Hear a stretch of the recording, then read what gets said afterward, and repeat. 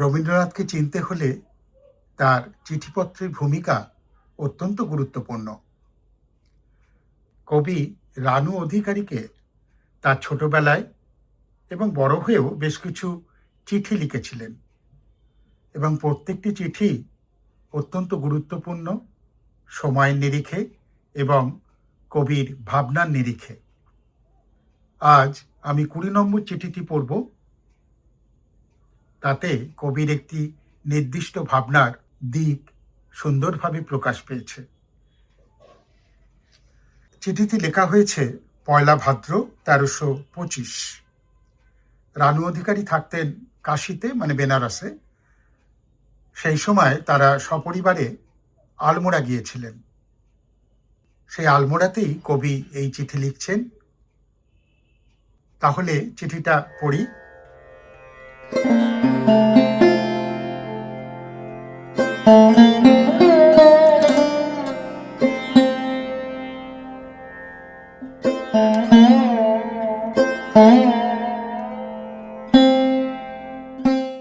রানু, তুমি কাশী থেকে দূরে গেছো, সেই জন্য তোমার চিঠি আসতে অনেক দেরি হবার কথা। কিন্তু তাই বলে তোমাকে দেরিতে চিঠি লিখে শাস্তি দেব কেন? তাছাড়া ঠিক হিসেব মিলিয়ে দেনা পাওনা করবার দরকার কি? যা পাওয়া যায় তার চেয়ে বেশি দিতে পারলেই তো জিত, কি বলো?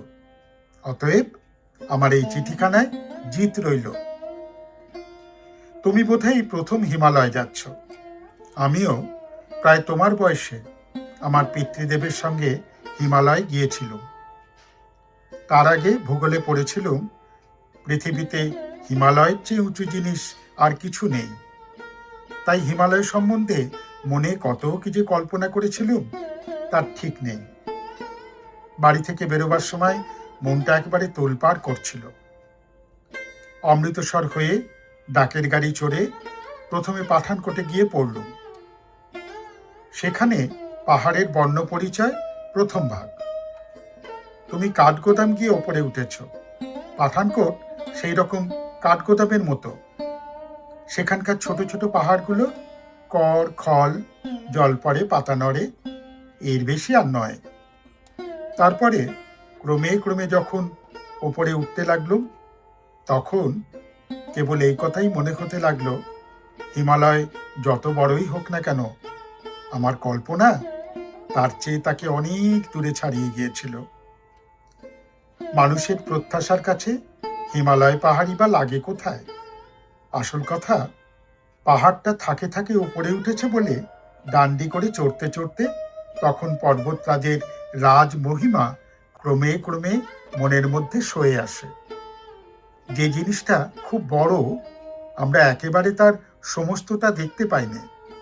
পর্বত ক্রমে ক্রমে দেখি, সমুদ্র ক্রমে ক্রমে দেখি, এমনকি যে মানুষ আমার চেয়ে বয়সে অনেক বেশি, তারও সেই বড় বয়সের সুদীর্ঘ বিস্তারটা একসঙ্গে দেখতে পাওয়া যায় না। এই জন্যে তফাৎ জিনিসটা কল্পনায় যত বড়, প্রত্যক্ষে তত বড় নয়।